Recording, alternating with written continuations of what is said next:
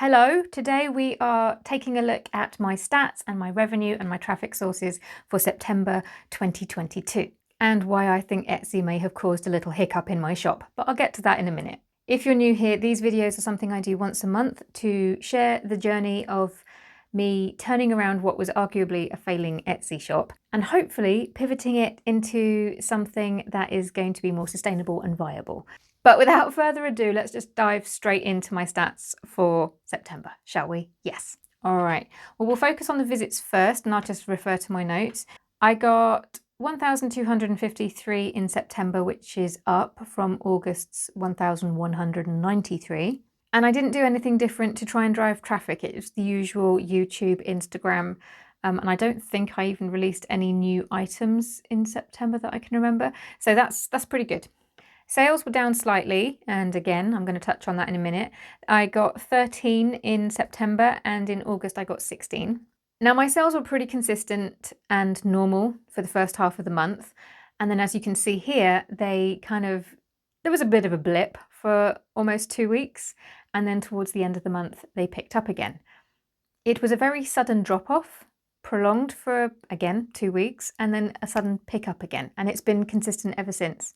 So this got my attention. And then if we look at my revenue, you can see that it's £133 for the month of September, down from 204 from August. And it would be interesting to see how much I would have made had the blip not blipped. Okay, so now moving on to my traffic sources. Okay, now I always have a look at the amount of traffic that I send to Etsy, and because I like to get a gauge of how successful it is and how worth my time it is. And as you can see, YouTube is still number one.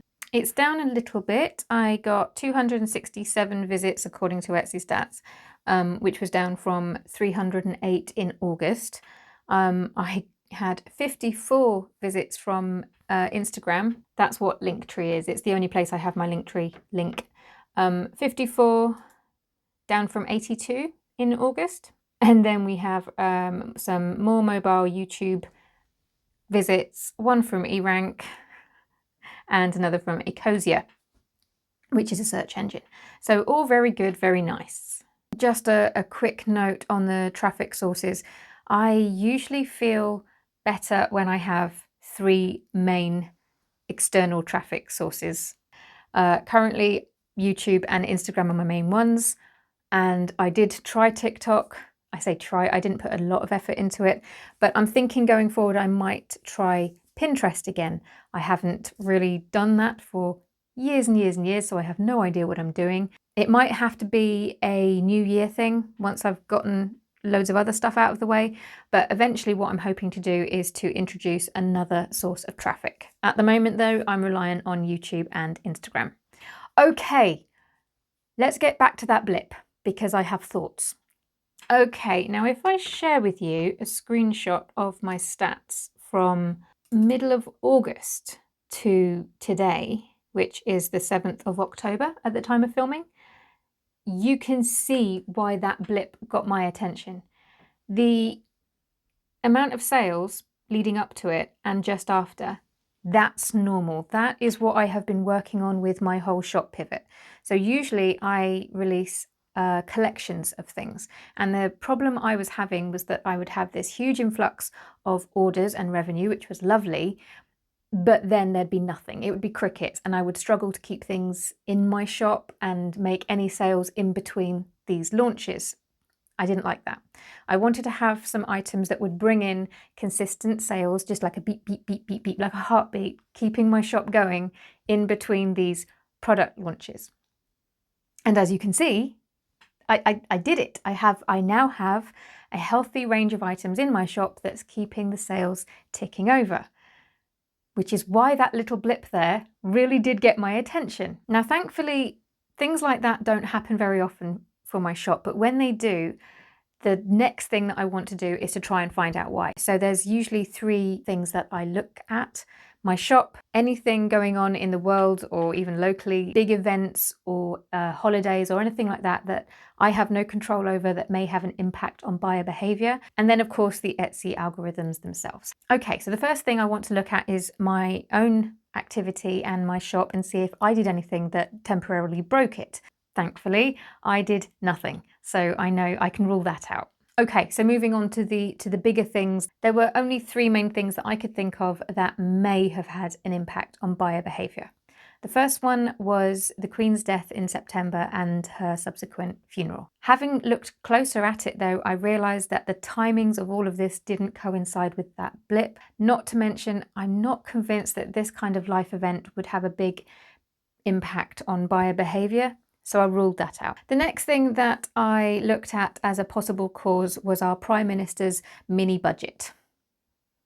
This is not a political channel, so I will keep my opinions to myself. While it has been a huge event here in the UK and has caused a fair amount of stress, I don't believe that it is that either, because again, the dates and the times, they just don't coincide with this blip. So again, I have ruled that out.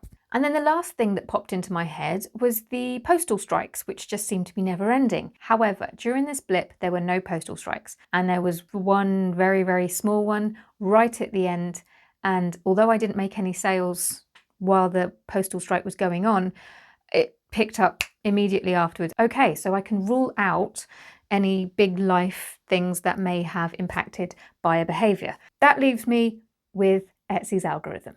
Now, a friend did tell me that Etsy was apparently testing some stuff out in September. Now, I'm not going to lie, I did hesitate to put this in the video because I really don't want to add fuel to the whole Etsy's algorithm hates me fire, because Etsy doesn't want to stop people from making sales. It doesn't make sense. When we make money, they make money. So they are happier when my shop is making money. That being said, Etsy is always playing with things, tinkering with things, testing things out, trying to improve the site and make things easier for buyers and what have you.